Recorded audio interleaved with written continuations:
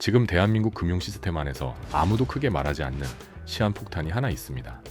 뉴스에서는 단편적으로 나오고 전문가들은 조심스럽게 언급하지만 정작 이게 여러분의 통장과 일자리와 집값에 어떤 순서로 충격을 주는지 제대로 설명해 주는 곳이 없습니다. 오늘 이 영상에서 그걸 정확하게 짚어드리겠습니다. 이건 막연한 위기론이 아닙니다.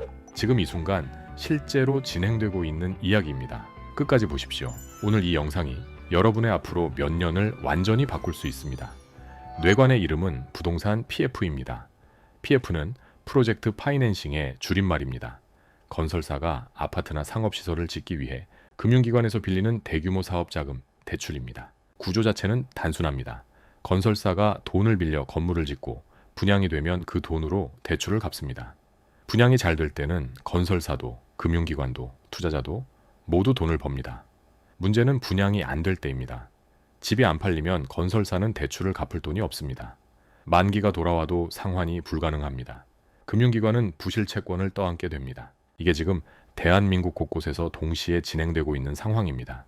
금융감독원 기준으로 현재 부동산 PF 대출 잔액은 약 130조 원 수준입니다. 이 중 상당 부분이 2025년부터 2026년 사이에 만기가 집중되어 있습니다. 130조 원이 얼마나 큰 숫자인지 감이 잘 안 오실 수 있습니다. 이렇게 비교해 보겠습니다. 2025년 대한민국 정부 본예산이 약 670조 원입니다. PF 잔액은 정부 예산의 약 5분의 1에 육박하는 금액입니다.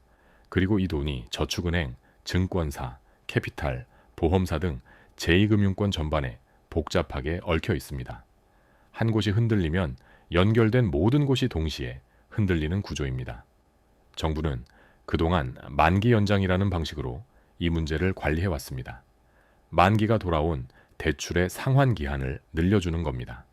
PF 정상화 펀드를 조성해 유동성을 공급하기도 했습니다. 덕분에 당장 터지지는 않았습니다. 하지만 여기서 중요한 것이 있습니다. 만기 연장은 문제를 해결하는 게 아닙니다. 폭발을 지연시키는 것입니다. 부실 자체는 그대로 쌓여 있습니다. 오히려 시간이 지날수록 이자가 더 쌓이고 분양시장이 살아나지 않으면 부실 규모는 더 커집니다. 지연된 폭발은 대부분의 경우 더 크게 터집니다. 이미 이 신호는 곳곳에서 나오고 있습니다. 지방 중소도시의 미분양 아파트가 지속적으로 누적되고 있고 일부 건설사들은 워크아웃, 즉 채권단과 협의해 상환 조건을 조정하는 기업 구조조정 절차를 밟고 있습니다. 금융감독원과 한국은행이 PF 리스크를 최우선 모니터링 대상으로 지목하고 있다는 것 자체가 이미 경고 신호입니다. 그렇다면 PF 부실이 본격화되면 실제로 어떤 일이 벌어질까요? 단계별로 설명드리겠습니다. 첫 번째 단계는 중소건설사 연쇄 부도입니다. 분양이 안 되고 만기가 돌아오면 자금력이 약한 중소건설사부터 무너지기 시작합니다. 이미 일부 건설사들은 법정관리와 워크아웃으로 넘어가고 있습니다.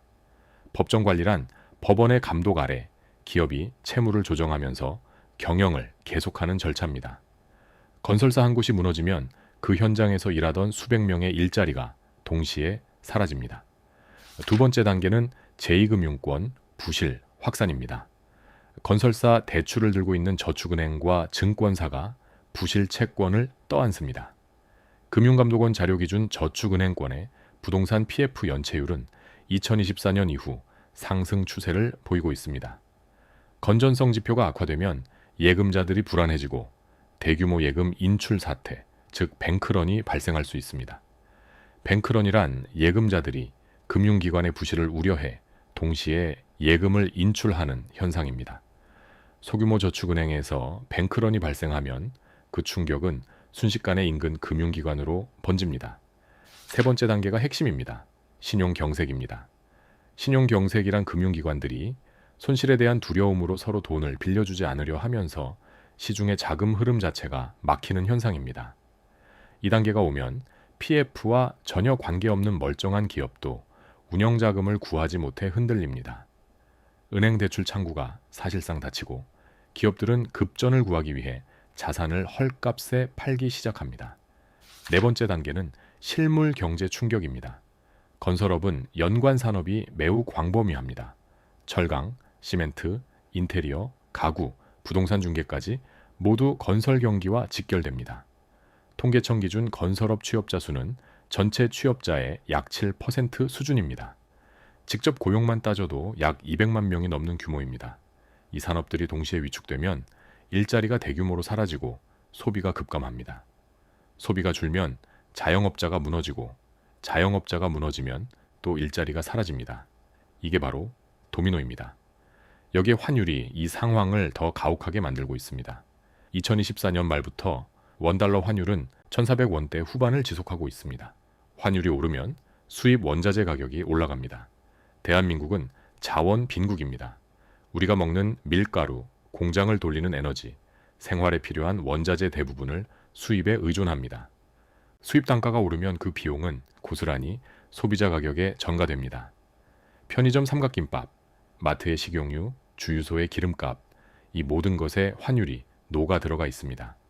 이게 경제학자들이 말하는 수입 인플레이션입니다. 그런데 지금 더 무서운 조합이 만들어지고 있습니다. 물가는 오르는데 경기는 살아나지 않는 상황, 이걸 경제학에서 스태그플레이션이라고 부릅니다. 스태그플레이션은 경기 침체를 뜻하는, 스태그네이션과 물가 상승을 뜻하는 인플레이션이 동시에 발생하는 최악의 조합입니다. 이 상황에서 정책 당국은 딜레마에 빠집니다. 금리를 올리면 경기가 더 죽고 금리를 내리면 물가가 더 오릅니다. 어느 방향으로도 쉽게 움직이기 어렵습니다. 실제로 한국은행은 2026년 현재 금리 방향을 두고 신중하게 움직이고 있습니다. 금리를 내리고 싶어도 환율과 물가가 발목을 잡고 있는 겁니다. 그 딜레마의 비용을 고스란히 떠안는 건 결국 가계입니다. 이자 부담과 물가 상승을 동시에 버텨야 하는 구조입니다. 고용노동부 사업체 노동력 조사 기준으로 최근 실질 임금 상승률은 물가 상승률을 따라가지 못하고 있습니다. 숫자상 월급이 조금 올랐어도 실제로 살 수 있는 것들은 줄어들고 있다는 뜻입니다. 이게 지금 대한민국 가계가 체감하는 현실의 정체입니다. 여기서 부동산 시장 이야기를 빼놓을 수 없습니다. PF 부실이 확산되고 신용 경색이 시작되면 부동산 시장에는 어떤 일이 벌어질까요? 금융기관이 대출을 조이기 시작합니다. 매수세가 사라집니다. 급매물이 쏟아지기 시작합니다. 급매물이 늘어나면 거래 가격이 내려가고 가격이 내려가면 담보 가치가 떨어집니다. 담보 가치가 떨어지면 금융기관은 추가 담보를 요구하거나 대출을 강제 회수하는 마진콜을 실행합니다. 마진콜을 받은 차주가 담보를 충당하지 못하면 집이 경매로 넘어갑니다. 경매 물량이 늘어나면 시장 가격이 더 내려갑니다. 이 악순환이 한번 시작되면 멈추기가 매우 어렵습니다. 국제금융협회 IIF 기준으로 2025년 말 우리나라 GDP 대비 가계부채 비율은 89.4%로 아시아에 부가집계한 62개국 중 세계 두 번째 수준입니다. 이 부채의 상당 부분이 부동산 담보대출입니다. 부동산 시장이 흔들리면 이 부채 전체가 동시에 위험해지는 구조입니다. 자, 그렇다면 이 상황에서 지금 당장 무엇을 해야 할까요? 원칙적인 이야기가 아닙니다. 오늘 당장 실행할 수 있는 구체적인 체크리스트를 드리겠습니다. 메모 준비하십시오. 첫 번째, 내 대출의 금리 구조를 오늘 확인하십시오.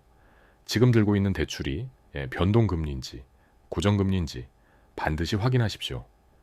변동금리 대출은 시장금리가 오를 때마다 이자 부담이 직격으로 늘어납니다. 특히 주택담보대출이 변동금리라면 지금 당장 고정금리 전환 여부를 은행에 직접 상담하십시오. 고정금리가 현재 더 높더라도 위기 국면에서 예측 가능한 이자 부담은 그 자체로 강력한 방어막입니다. 카드론, 마이너스 통장, 신용대출 같은 고금리 소비성 부채는 최우선으로 정리하십시오. 부채는 레버리지입니다. 하락장에서 레버리지는 손실을 기하급수적으로 키웁니다. 두 번째, 지금 들고 있는 자산의 유동성을 점검하십시오. 유동성이란 내가 원할 때 빠르게 현금으로 바꿀 수 있는 능력입니다. 지방아파트, 공실이 있는 상가, 비상장 주식, 이런 자산들은 위기가 오면 팔고 싶어도 살 사람이 없습니다. 팔린다 해도 헐값입니다. 수익이 나지 않거나 공실이 이어지는 부동산은 위기가 본격화되기 전에 정리하는 것을 진지하게 검토하십시오. 지금 조금 손해를 보더라도 위기가 터진 후 헐값에 파는 것보다 훨씬 낫습니다. 그렇게 확보한 현금이 여러분의 생존 자본이 됩니다. 세 번째, 현금 비중을 높이고 단기 안전자산으로 운용하십시오. 위기 국면에서 현금은 단순한 돈이 아닙니다. 자산 가격이 폭락했을 때 그 자산을 헐값에 살 수 있는 유일한 무기입니다. 전문가들은 최소 석 달에서 6달치 생활비를 즉시 인출 가능한 형태로 확보하라고 권합니다. 파킹 통장, 단기 예금, 수시 입출금 계좌로 분산해 두십시오. 여기서 한 단계 더 나아가고 싶다면 전체 자산의 10%에서 20%를 달러 예금이나 단기 미국 국채로 분산하는 것을 고려하십시오. 달러 자산은 원화 약세 시 원화 환산 가치가 자동으로 올라가는 환해지 수단이 됩니다. 원달러 환율이 1,400원에서 1,600원으로 오르면 달러 자산의 원화 환산 가치는 약 14.3% 올라갑니다. 반대로 원화 자산만 들고 있으면 상대적으로 쪼그라듭니다. 단기 미국 국채는 달러 기반 안전자산으로 유동성이 높고 원금 손실 위험이 낮습니다. 지금처럼 불확실성이 높은 시기에 방어적 자산으로 적합합니다. 네 번째, 내 직업과 소득의 위기, 내성을 점검하십시오. 건설업, 부동산 중개업, 저축은행과 캐피탈 등 제2금융권 관련 업종에 종사하고 계신다면 지금 당장 소득이 끊겼을 때의 시나리오를 준비해야 합니다. 위기가 오면 기업은 인력을 가장 먼저 줄입니다. 직장 하나에만 의존하는 소득 구조는 그 줄기 하나가 잘리는 순간 모든 게 무너집니다. 중요한 것은 어떤 경기 상황에서도 시장에서 수요가 있는 기술과 전문성을 지금부터 쌓는 겁니다. 경기가 좋을 때 준비하지 않으면 나쁠 때는 이미 늦습니다. 다섯 번째, 공식 기관의 데이터를 직접 읽는 습관을 지금 만드십시오. PF 리스크, 금융기관 건전성 지표, 연체율 추이, 이런 정보들은 모두 금융감독원과 한국은행이 공식 발표합니다. 숨겨진 정보가 아닙니다. 다만 대부분의 사람들이 읽지 않을 뿐입니다. 한국은행 금융안정보고서, 금융감독원 금융통계정보시스템, KDI 경제동향, 이 세 가지를 분기에 한 번씩만 읽어도 여러분은 대부분의 사람들보다 훨씬 먼저 위기의 신호를 감지할 수 있습니다. 위기는 대부분의 경우 미리 신호를 보냅니다. 다만 그 신호를 읽는 사람이 극소수일 뿐입니다. 한 가지만 더 말씀드리겠습니다. 2025년 12월 말 기준 대한민국 외환 보유액은 4,280억 달러이고 같은 해 경상수지는 1,230억 달러로 사상 최대 흑자를 기록했습니다. 국가 차원의 방어막은 분명히 존재합니다. 2026년에 대한민국이 망한다는 이야기가 아닙니다. 하지만 그 방어막은 나라를 지키는 것이지 여러분 개인의 가게를 지켜주지는 않습니다. PF 부실이 확산되어도 국가는 버팁니다. 신용경색이 와도 국가는 버팁니다. 하지만 준비되지 않은 개인은 그 충격을 고스란히 받습니다. 역사가 증명합니다. 1997년에도 2008년에도 위기가 끝난 후 자산을 불린 사람들이 있었습니다. 그 사람들의 공통점은 단 하나였습니다. 위기가 오기 전에 준비가 되어 있었다는 것입니다. 위기는 준비된 사람에게 기회가 됩니다. 준비되지 않은 사람에게는 재앙이 됩니다. 지금 이 영상을 보고 있는 여러분은 이미 그 준비를 시작한 겁니다. 오늘 영상이 도움이 되셨다면 좋아요 한번 눌러주십시오. 그 한 번이 이 채널을 유지하는 힘입니다. 아직 구독 안 하신 분들 구독 버튼 누르시고 알림 설정까지 해두시면 다음 영상을 가장 먼저 보실 수 있습니다. 오늘 드린 5가지 체크리스트 중에서 지금 당장 실천할 수 있는 것, 반대로 지금 내 상황에서 가장 걱정되는 것이 있다면 댓글로 남겨주십시오. 여러분의 상황을 읽고 다음 영상 주제에 반영하겠습니다. 주변에 대출이 많거나 부동산에 올인한 가족이나 친구가 있다면 지금 이 영상을 공유해 주십시오. 이 정보를 아는 것과 모르는 것의 차이가 앞으로 몇 년 안에 완전히 다른 결과를 만들어낼 수 있습니다. 다음 영상에서 뵙겠습니다.